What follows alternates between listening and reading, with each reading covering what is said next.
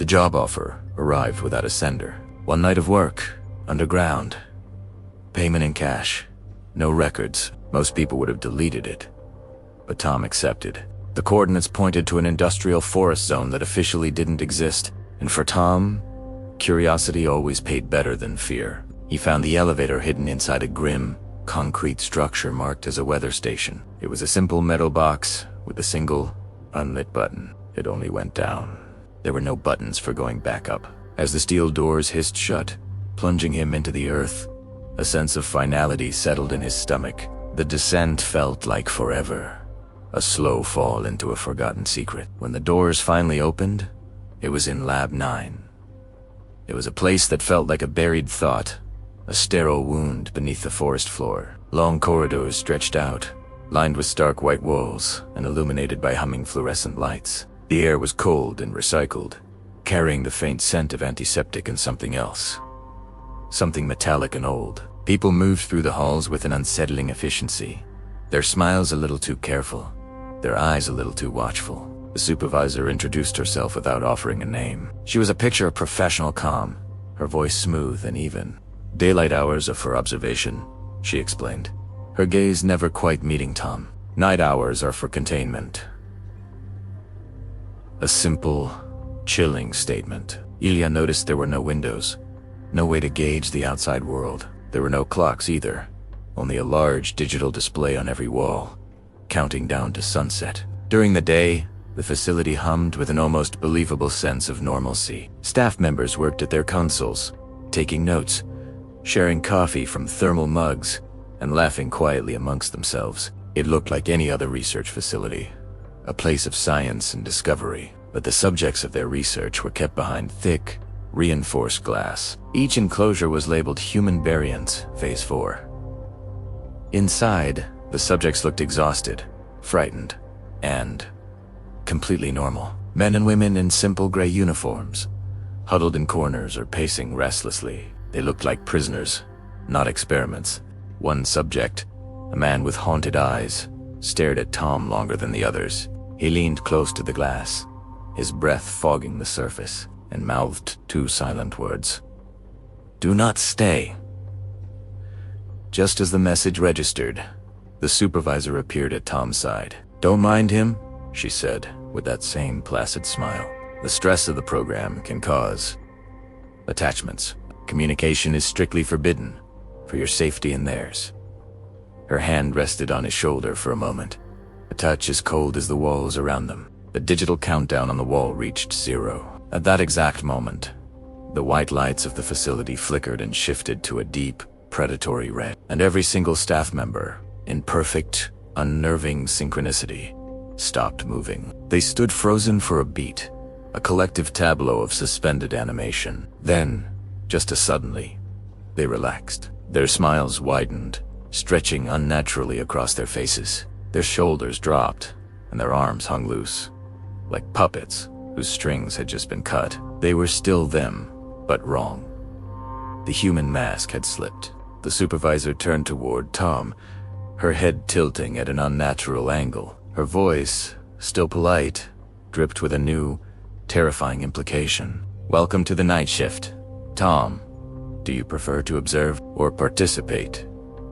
Before he could answer, a collective gasp came from behind the reinforced glass. The subjects, the human variants, began to change. Their skin tightened over their bones, their jaws elongated with a sickening crackle, and their eyes sank back into their skulls, replaced by dark, hungry pits. The fear that had filled their faces just moments before was gone, replaced by a raw, primal hunger.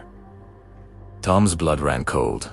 The staff weren't researchers, they weren't scientists. They were caretakers, wardens, designed to look human until the hunt began. He looked for an alarm, a panic button, anything, but no alarm sounded. Instead, he heard the metallic click of locks disengaging all down the corridor. Across every screen, the words "Night Mode" appeared in glowing red letters. "They learn best when allowed to feed selectively," the supervisor explained calmly, as if discussing a training exercise for a pet. "Escape is part of the data we collect. It makes them smarter." The glass doors to the enclosures slid open. The creatures, once human, shambled out, their transformed bodies moving with a stiff, jerky grace. Ilya didn't need another invitation. He ran. He sprinted through the corridors, his heart hammering against his ribs, but the lab itself seemed to be against him. The long, straight hallways began to bend slightly, changing angles each time he blinked, making any mental map he'd formed completely useless. It was a labyrinth, designed to disorient, to trap. Footsteps echoed behind him, not the frantic scrabbling of the creatures, but a calm, measured pace. They weren't rushing. They were confident, patient. They knew the maze better than he did.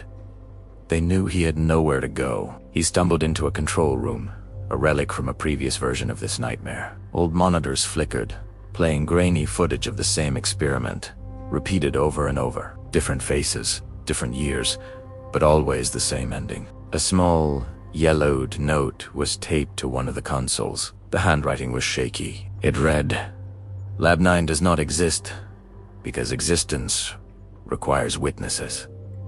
Hope, a dangerous and foolish thing, flared in his chest when he saw it. A camera feed showing the forest elevator. Its doors opened to the world above. The digital display on the wall showed sunrise was approaching. He noticed the footsteps behind him had slowed. The hunt was ending. He burst out of the control room and ran for his life, following the signs for the main access shaft. He reached the elevator, slamming the button with a desperate prayer. As he waited for the doors to respond, the supervisor appeared beside him, materializing from the shadows without a sound. "Did you learn enough, Tom?" she asked, her voice a soft whisper. "Yes," he lied, his voice trembling. "Yes, I did." A satisfied smile spread across her too wide mouth. "Good."